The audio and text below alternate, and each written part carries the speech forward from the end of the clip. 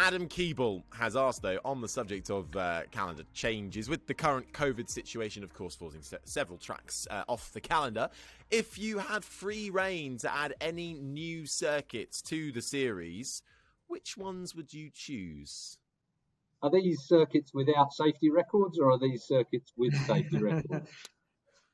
I wonder. Let's have one without and one with. How's that? Well, Spa, all day long. I'd have Spa back on the calendar.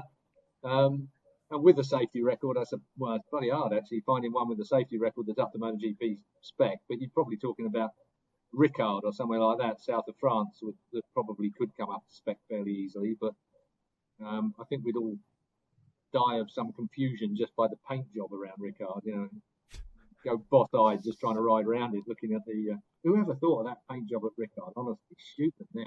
Aldo Drudi, they certainly are not. Misano, the beautiful paintwork of Misano by Aldo Drudi. And yet you've got the Spirograph set that is... Anybody that's old enough can remember Spirograph. That's what you've got at Paul Ricard. You're going to have to look it up, Harry. You don't know what Spirograph is, do you? Yeah. No, not a clue. I know what Paul Ricard looks like, though. Just about. Pete, go on. What's yours? Okay. With a safety record, we mentioned it with the earlier question, actually, was brought up Istanbul Park. I think it'd be great to go back there. I think that is a track that does meet all the safety requirements and is a good, challenging track to ride. The other one, maybe... Part of me, just because it was where I saw my first Grand Prix, would be Donington Park. I'd just like to see them going down Craner curves, the current generation on the current bikes through that section of track. I think that'd be great, but those would be my two. I think Donington's up to spec as well, homologation-wise. I think you can run a MotoGP at Donington Park straight away, so that would be a good idea, actually, when you think about it. Istanbul Park, that's a great shout. That flat right-hander over the hill, just on a 500cc bike drifting. Oh. It's standing the hairs on my hands up already, just talking about it, just thinking about it. Yeah, that's a great shout, Pete. Istanbul Park and Spa. There we go. We've got a consensus. Right then, chaps, let's go through and finish up with a couple of wonderful listener questions that we've had sent through. Already had a couple thrown at you. Let's continue on and actually... sort of following on from what we discussed right at the start of the show with that horrible accident for the 14-year-old rider as well. Jamie Davis has said, is the racing, especially in the smaller classes with larger size grids and younger riders, getting a little bit too dangerous after today's events at the CEV and recent Moto3 races? I think we sort of alluded that this is quite a big debate to have, isn't it? Perhaps it's worth sort of just holding out a little bit longer on that. But it does promote, we said it already, there's a huge debate that's going to be had to have around this. It's not the last time we've heard of this. I think the man's hit the nail on the head. He's absolutely bang on dead right. I mean, that is the absolute essence of the debate that's raging at the moment behind the scenes. I mean, you will have read about it. Various people have put different columns out there that, and referred back to columns written years ago when this has happened previously. Is it in the sport's interest to move the minimum age further forward? I mean, they allow the junior world champion of 15 to come in. They moved the goalpost when they said the junior world championship could come into the main Grand Prix series when it used to be only 16 years old. Problem is, what you've got here is a political situation as well, as how I see it. The UK, riders mature later in the UK. We are not really ready to go into anything meaningful until we're in our 20s at least. Whereas in Spain, 12, 13, 14, 15, you're getting youngsters that are right there at almost world championship level straight away. It's almost like if you're an 18, 19, 20-year-old in Spain, you're going to be overlooked because there are faster riders that are younger. Is it the responsibility of Dorna and other organisations, FIM, who is supposed to be our overarching body of control, is it their position, should it be their position, that they make the minimum age that you can race a motorcycle at over 100 mile an hour? Most of them are 100, 130 mile an hour motorbikes, even in the lower classes. The fact is that a weapon? Is that pressure too much for kids of 13 and 14 years old? I would say yes. Would I allow my kids to be in something as intense as that, as young as that? I don't think I would. Exactly, Keith. I think, it's easy to talk about, see these things on TV. I mean, see the racing on TV, but I mean, you've stood by many a racetrack in your time, no doubt, you guys, and to see what those speeds look like in real life when you're near the track, and you think, how old is the guy on that bike? It does make you think, at what age should people be on certain speeds of bike or certain types of track? Big tracks. Where do you draw that line? The problem is you're trying to set a worldwide, as Keith says, you've got all these different federations and different ages where people start racing on different size bikes, and it really needs to try and coordinate it on a worldwide level, and somehow put maybe restrictions in place that just limit the speeds or the type of bikes or something. On the other side of the coin, if you want to play devil's advocate, teenagers take risks and they do crazy things as part of daily life, and it's just part of growing up, isn't it? And so you can also look at the other side. These kids, if we want to call them that, they're racing in with all the protective gear, the most safe racetracks in the world. Aragon is a Grand Prix circuit, as Keith mentioned earlier. They've got the top class medical facilities. So if they're going to take risks, it's the safest possible environment for them. But it's just hard when things like this happen to not naturally think, should we take a closer look at this? It's crowded out on the racetrack.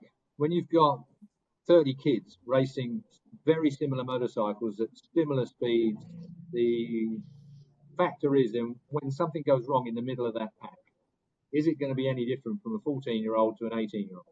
It won't. The outcome will be the same in that situation. It's almost a discussion that is impossible. It has no correct conclusion, because you want to promote youngsters, you want youngsters to be able to. For me, the biggest thing is the pressure. What pressure are those youngsters under? They are looking at being world champions, at 16, effectively. Is that too young? Is that aspiration too young? It's the situation where the Alberto Puiges of the world that run some of this stuff behind the scenes. I mean, they're signing up kids really, really, really young. They are adults. It's funny talking about with Andrea Coleman, talking about Randy Mamola. Now, I remember Randy Mamola when he first came to the trackside, and he was just a youngster with braces on. He had Jim Doyle was his name, wasn't he? Co-pilot for Pan Am, Jim Doyle, who was his manager, and it was this big American thing. And it was this little kid that basically was getting pushed and shoved. He was fast, and he coped with it really well. He was really the first youngster I ever saw that possibly was too young to be racing at that level. In his mentality at that time, he was still a kid. He was still a young kid at that time. And I worry about that kind of, whether it chews them up and spits them out. Forget about the injury part of it, if we can, for the moment. But it's the mental side of it, being chewed up and spat out before you get to where you hoped you were going to be as a world champion. It's a tough environment for an adult, let alone a youngster. You would hope that they have that kind of infrastructure around them in family and management that can sort of look after them in that circumstance. But there's nothing worse than a road race dad or a motocross dad shouting from the sidelines. You hear the stories about Lorenzo. Jorge Lorenzo's dad was a real taskmaster. He used to put Jorge through all sorts of programs of training. No wonder he turned out like he did.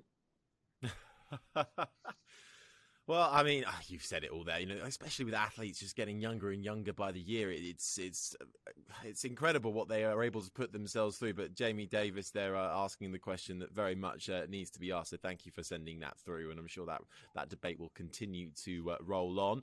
Craig Pope, now another one. He said another podcast mentioned how attractive a Legends Championship will be. Well, first of all, Craig, why are you listening to another podcast? This is the only one you should be listening to. All right, but I'll carry on with your question nonetheless. Would a Legends Championship, a small lineup of 6 retired riders and 1-year-old machines, 8 rounds in Europe, he's got it all figured out, 10 laps after the MotoGP race, could that be a way for the likes of Valentino Rossi to stay racing, even being competitive? Would Dorna or the riders be keen to see that? Keith, you could be back on that, no? I think we'd all be keen to see it. Wayne Gardner tried to get me back at it with the Wayne Gardner Legends series that he put on, with some dubious superstars and some very big superstars that he managed to attract into that. End of the day, it costs a fortune to put those kind of things on. There's that classic series that goes on Spa, for instance. The Spa-Francorchamps. I can't even say it right, but you know what I'm talking about. There are some of these Legends series, and they attract massive crowds, massive amounts of people, and massive interest. look at the weekend.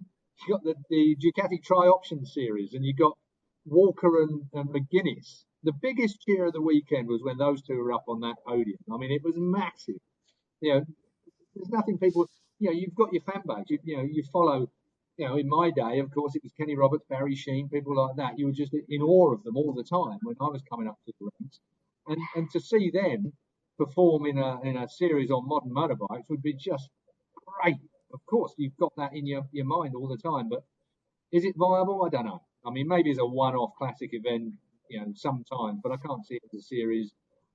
Track time is taken up. The amount of costs involved are huge.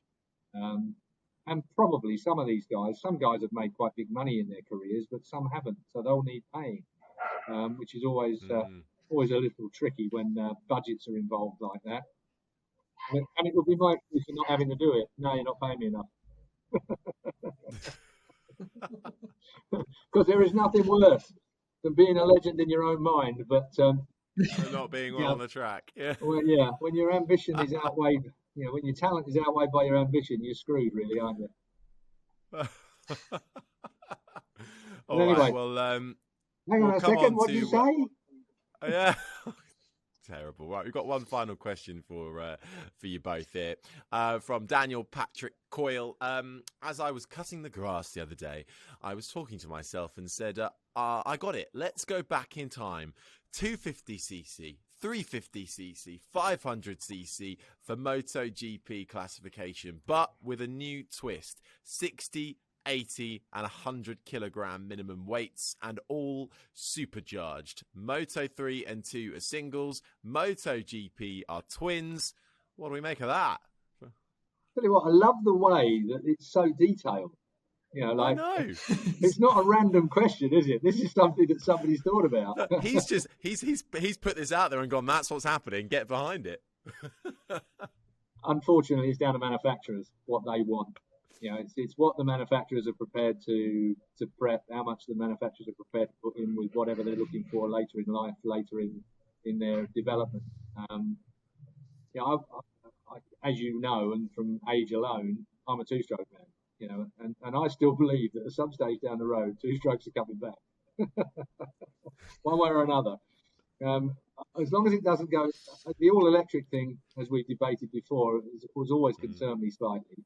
I think that the smoke and mirrors around the battery versions is a little bit too much for me to actually.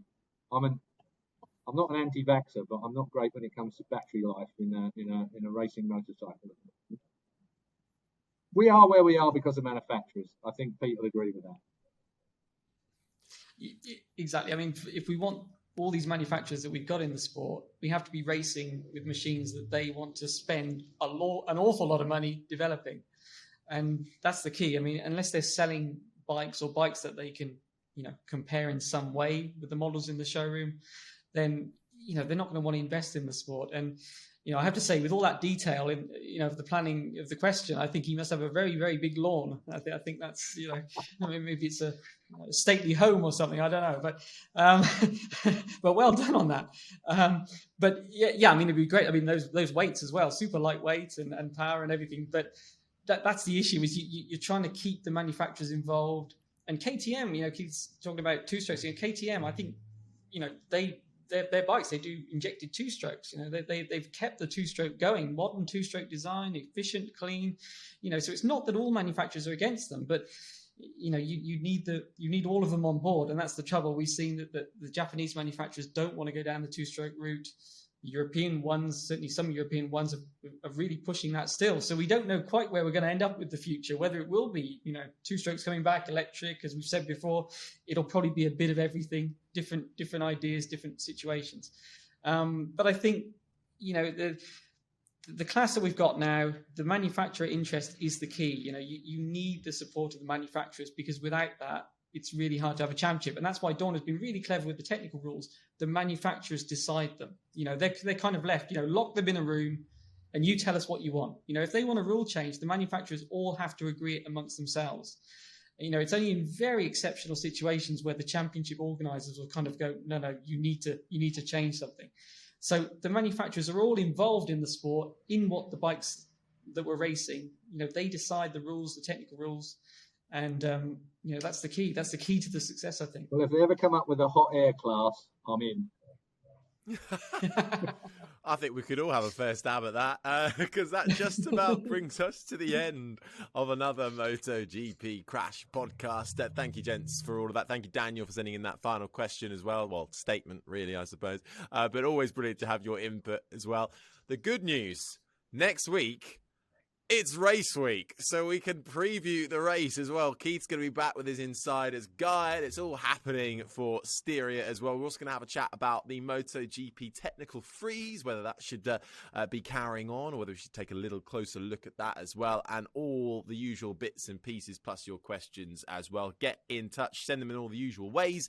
Leave them in the comments section or tweet, Instagram, Facebook us. Just search Crash MotoGP. And please leave us a review as well, wherever you get your podcast, as long as it's a good review. We don't want to hear any of the bad ones, only the good ones, please. But Keith Huewen, Pete McLaren, thank you very much. I've been Harry Benjamin, and we will see you next time on the next episode of the Crash MotoGP podcast. Bye-bye.